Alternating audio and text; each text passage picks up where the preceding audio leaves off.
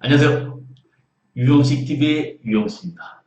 오늘은 60세에서 65세로의 정년 연장 불가라는 주제를 가지고 방송을 하도록 하겠습니다. 먼저 자료화면 보시겠습니다. 정년 연장을 둘러싼 논쟁이 본격화되고 있습니다. 정년 연장 논란이 촉발된 계기는 최근에 바로 이 자리에서 의료진단 라이브에 나왔던 홍남기 경제부총리의 발언이었습니다. 먼저 당시 경제부총리 뭐라고 얘기했는지 2주 전 홍 부총리의 발언부터 보시겠습니다. 저희가 베이비 부모 세대인데요. 저희 같은 베이비 부모가 앞으로 고용시장에서 벗어나는 게 연간 80만 명 정도가 될 것 같습니다. 재작년부터는 우리의 생산 가능 인구가 줄어들기 시작을 했습니다. 이와 같은 인구 구조의 변화에 대응한다면 지금 정년에 대한 연장 문제는 이제 사회적으로 논의할 시점이 아닌가 싶고요. 기재부에서는 이와 같은 네, 두 분 전문가 모셨습니다. 먼저 저희가 지난주에 이 시간에 여론조사를 해봤는데 정년 연장에 대해서 시중의 여론을 확인해 보니까 찬성이 71이 나왔고요. 정년 연장에 대해서 반대가 24가 나왔습니다. 정년 연장 찬성이 이 정도로 높게 나올지는 저희도 솔직히 예상을 별로 못했었는데 어떻게 보십니까? 일단 정년 연장의 배경이 된 것에는 노인 인구 급증에 따른 재정 부담 문제가 있을 것으로 생각이 됩니다. 왜냐하면 이제 매년 앞으로 한 10년에 걸쳐서 한 50만 명 정도 노인 연령대가 늘어날 것으로 보이고요. 생산 가능 인구는 한 30만 명씩 계속 줄어들 것으로 보이기 때문에 어느 정도의 정년 연장에 대한 논의가 나올 수밖에 없는 그런 시점이 되는 것 같습니다. 특히 이제 정부 입장에서는 재정에서의 의무성 지출, 예를 들면 이제 기초연금 같은 부분이 있는데요. 이 부분의 지출이 노령 인구가 늘어나면서 계속 기하급수적으로 늘어날 가능성이 높기 때문에 이분들을 노동시장으로 끌어들여야 되는 이제 그런 배경은 이해할 수 있을 것 같습니다. 다만 현재의 노동시장 상황에서 이것을 그대로 시행하게 되면 상당한 부작용 역시 있을 것으로 생각되기 때문에 이에 대한 논의가 함께 필요한 것으로 판단됩니다.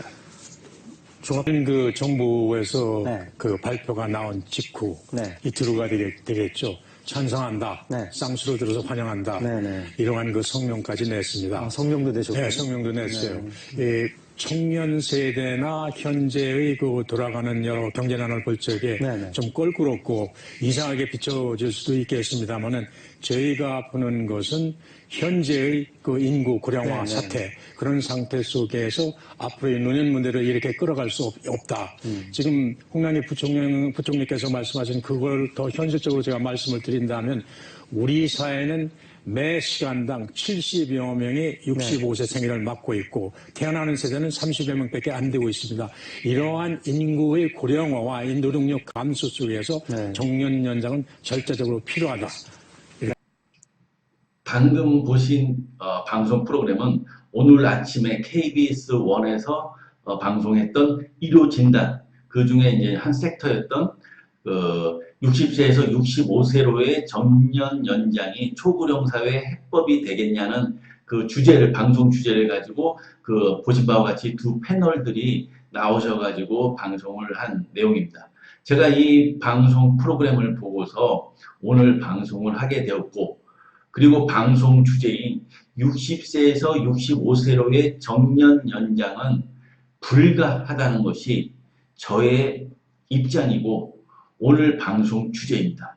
그러면 먼저 자료화면 먼저 보시고서 제 이야기를 이어가겠습니다. 요즘 농촌의 풍경이 확 바뀌고 있습니다. 드론이 벽실을 뿌리고 자율주행 농기계가 모내기를 한다는데요. 첨단화된 농업 현장의 모습을 홍화경 기자가 취재했습니다. 모내기철을 맞아 쉴 새 없이 움직이는 이항기. 그런데 운전석에 사람이 없습니다. 알아서 모를 싣는 자율주행 이항기입니다. 이항기가 혼자서 자율주행을 하니까 노동력 절감도 되고 그 시간을 이용해서 모판 작업도 할 수 있고 여러 가지로 편리합니다. 모내기에는 위치를 실시간으로 측정하는 이 GPS와 사물인터넷 기술이 활용됐습니다.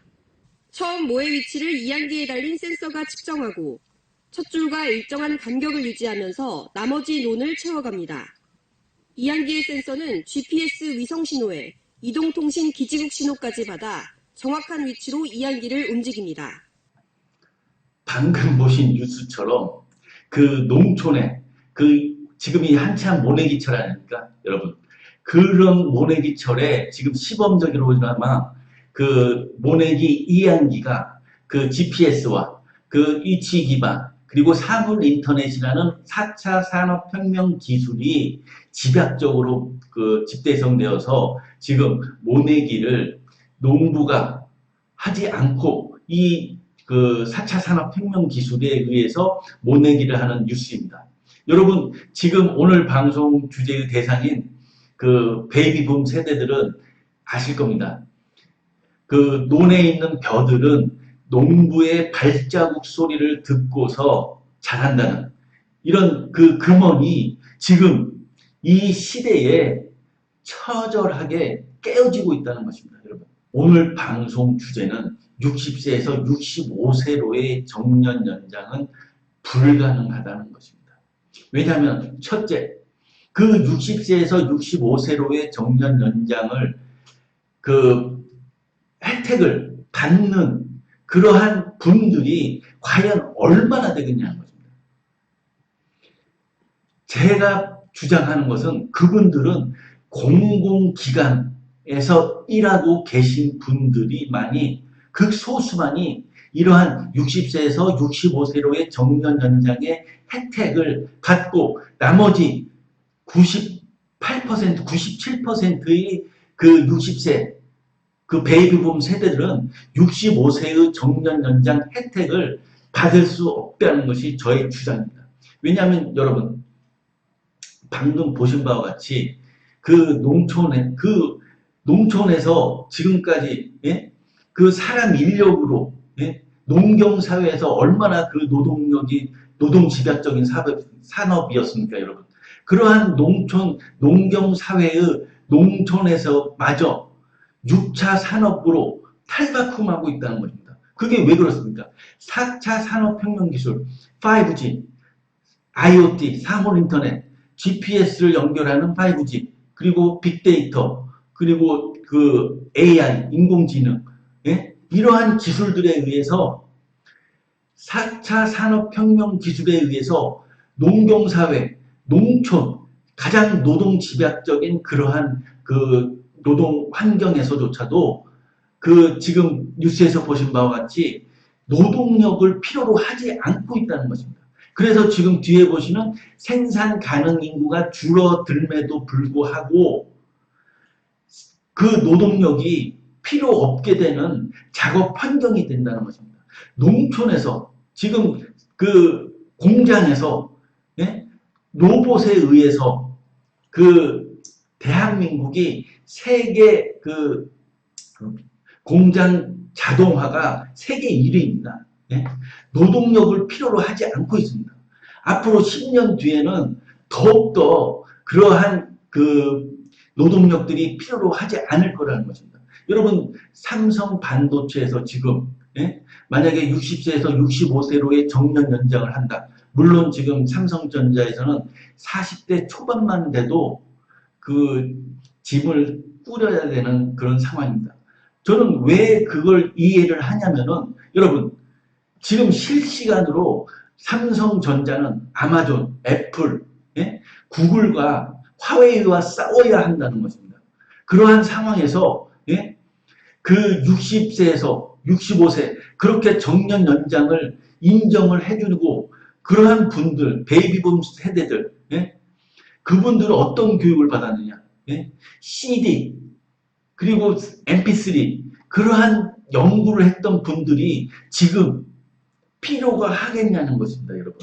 삼성전자에서 그분들을 모시고서 어떻게 4차 산업혁명 기술을 연구를 하고 또 애플, 구글, 아마존, 화웨이 그러한 다국적 그 글로벌 그 기술 기업들과 경쟁을 할 수 있냐는 것입니다. 그렇기 때문에 지금 60세에서 65세 정년 연장으로 혜택을 받는 분들은 앞서 말씀드린 바와 같이 공공기관, 우리가 소위 말하는 철밥통들, 그 LH공사, 가스공사, 수자원공사, 광물공사, 예? 그러한 공공기관들만 그러한 혜택을 누릴 수 있다는 것입니다. 그리고 둘째, 이러한 상황으로 그 65세로 연장이 되면은 국가 경쟁력이 떨어진다는 것입니다, 여러분.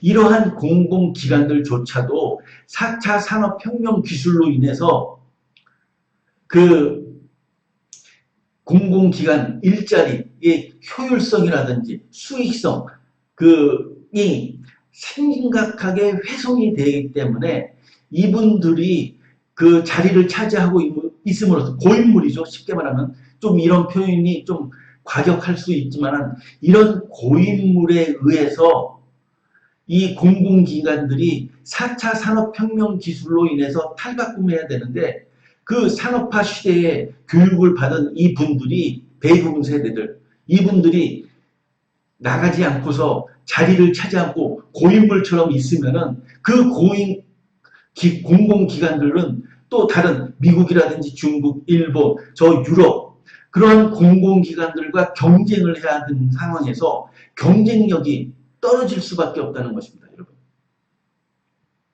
그렇기 때문에 지금 60세 이상, 60세에서 65세로의 정년 연장은 불가하다는 것이 저의 주장입니다. 들은 산업화 시대를 통해서 중산층이 되었고 또 집을 마련했고 예? 그걸 통해서 중산층이 됐는데 지금 2030 세대는 지금 단군 이래로 가장 부모 세대보다도 그 가난한 최초의 세대가 될 것이라는 것이 예? 그렇기 때문에 지금 60세 베이비붐 세대들은 그 집을 팔아서 예?